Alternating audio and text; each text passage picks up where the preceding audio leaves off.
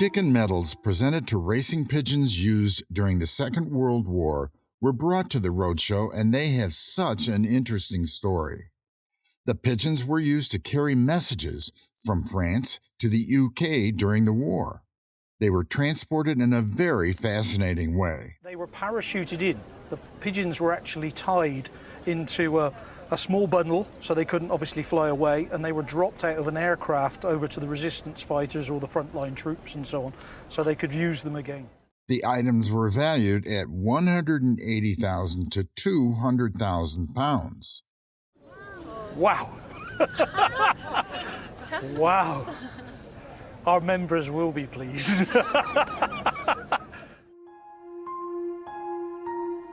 Bronze figures can have precise contours too. It was made by Edward Drouot, a French sculptor who is known for his allegorical sculptures. Edouard studied sculpture under prominent sculptor Emile Thomas. The guest's bronze figure was a magnificent piece of a quarry worker that was made in the 19th century. It was valued at £2,000 to £3,000. A double red Rolex watch gifted to the owner is the desire of most collectors. When these types of watches were first made by the manufacturing company Rolex, they were produced in small numbers due to their low demand, making them rare. The strap of the guest's watch had broken and detached, but it's still valued at £35,000. A sculptor that has been in the family for years dates back to the 19th century. It was made by Jules Delliot, a French sculptor who is well versed in realism sculptures. So he's a key figure, and his way of working, of course, takes us straight to Rodin. Delliot was once commissioned to sculpt Queen Victoria's granddaughters in her private chapel at Windsor.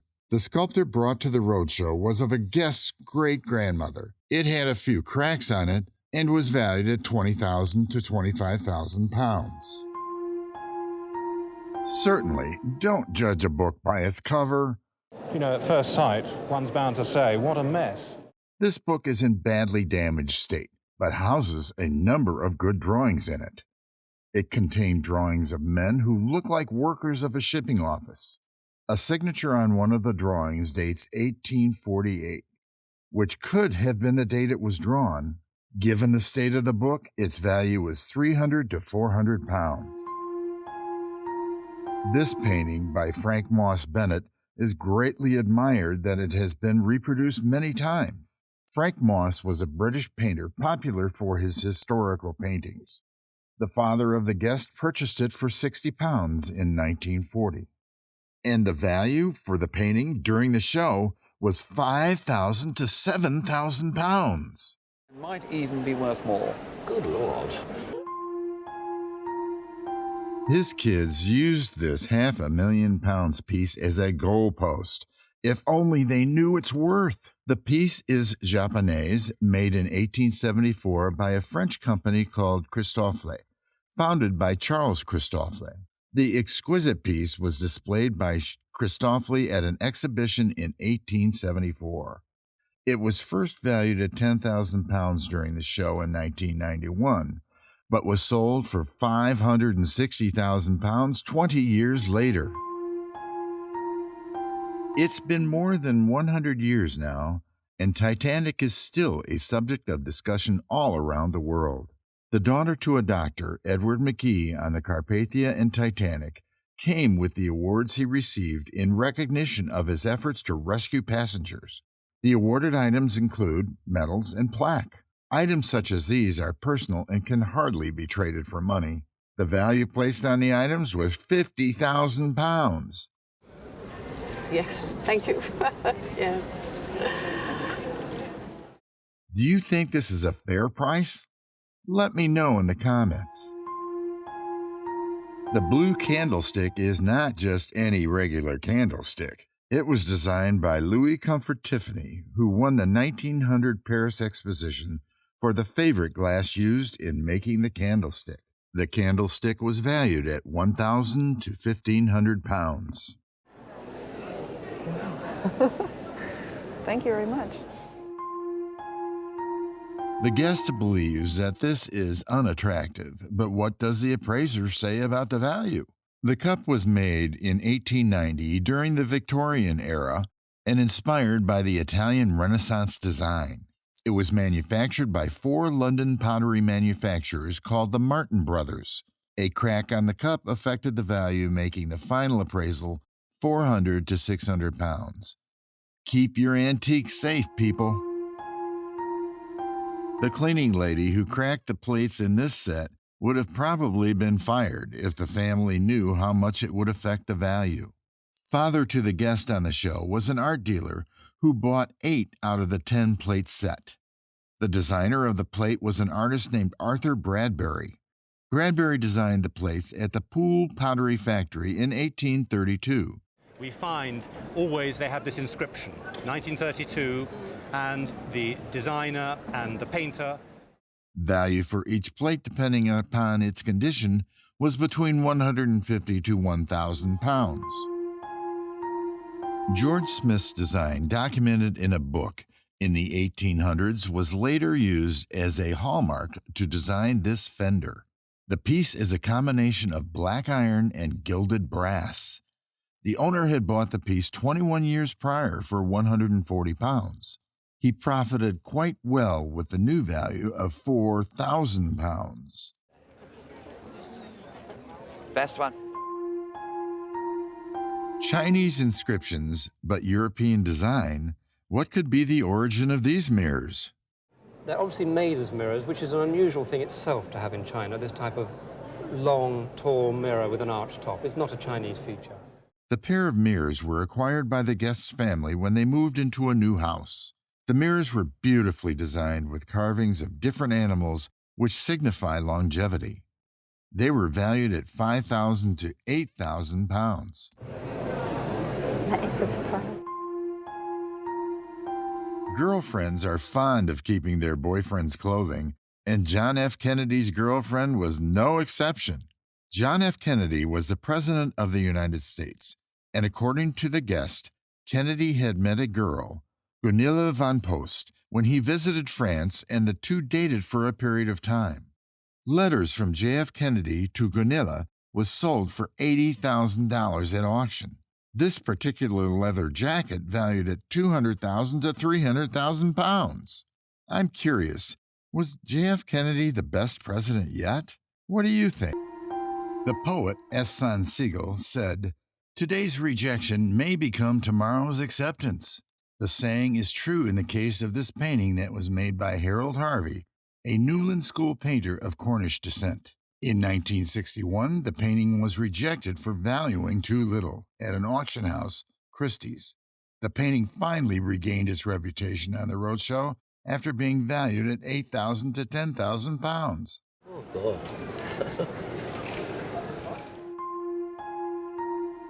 Grandfather forgot to include gold clock in his will, but father came to the rescue and saved it from being sold out. It is a French clock called four-glass mantle, made in the 19th century. We call them four-glass clocks for the very logical reason that there are 1, 2, 3, 4 glasses in the case. The case of the guest's clock had been exposed to harsh condition, causing it to turn green. Whereas on the outside, I suspect at some time there's been some very acidic atmosphere, and you've actually got green verdigris. Yes, it's bad. That's very bad. I knew that. The appraiser noted that without fixing the current condition of the clock, it would be worth 2,000 pounds. It's cool to hear that your jewelry costs a lot of money, but to hear that it dates back to 1 century AD, that's just marvelous.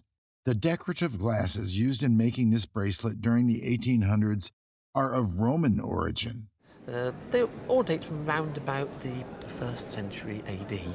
So we go going back to almost 2 millenniums, I suppose, ago. These glasses alone make the bracelet a very unique piece. Fragments of these rare big glass are valuable because complete bowls are worth hundreds of thousands of pounds. They just don't exist. Very rarely come on the market. Even fragments are worth hundreds of pounds each. The charming piece was valued at 6,000 to 10,000 pounds. Heavens. It's just lovely. It's beautiful. I definitely won't wear it now. After hearing the value of this sideboard, this lady will probably want to keep it protected by all means. An elderly woman brought a wooden sideboard which she inherited from her grandmother. Her grandmother's family were originally from New Galloway, Kirkcudbright. The sideboard is a Scottish sideboard called the Scottish Sheraton, due to its Sheraton style, which was made in the 18th century.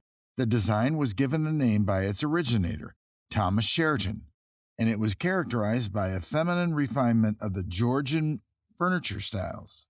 The design was a major source of inspiration for most furniture made during the 18th century. Scottish Sheraton furniture have a good reputation for their classy style and high prices at auction.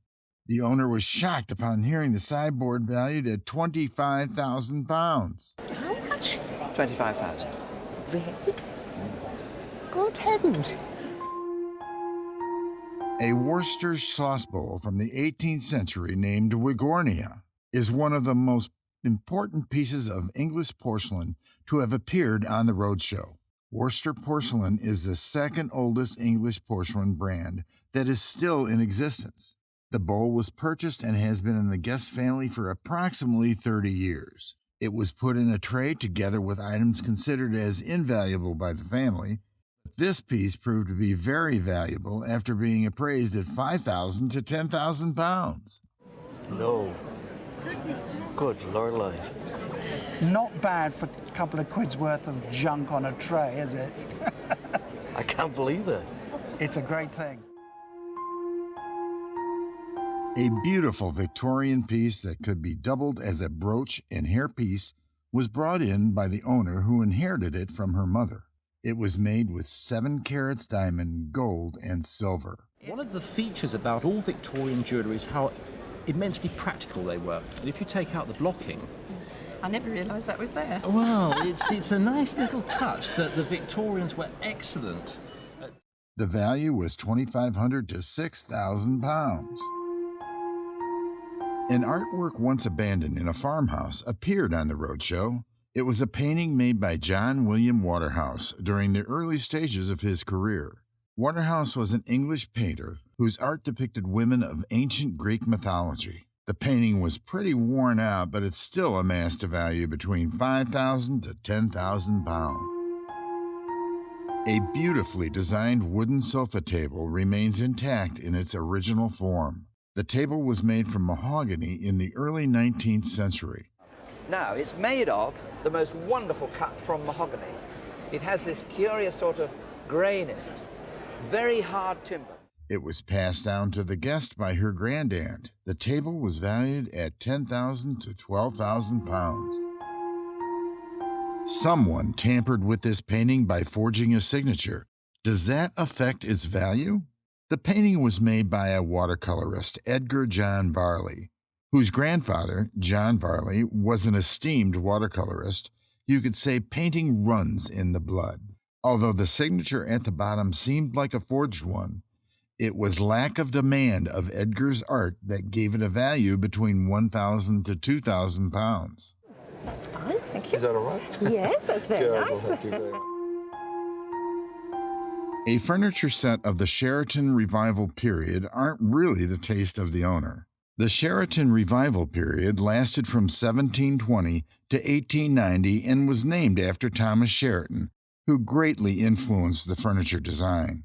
The owner received the piece from her mother-in-law, and after hearing its value of £5,000, she had this to say.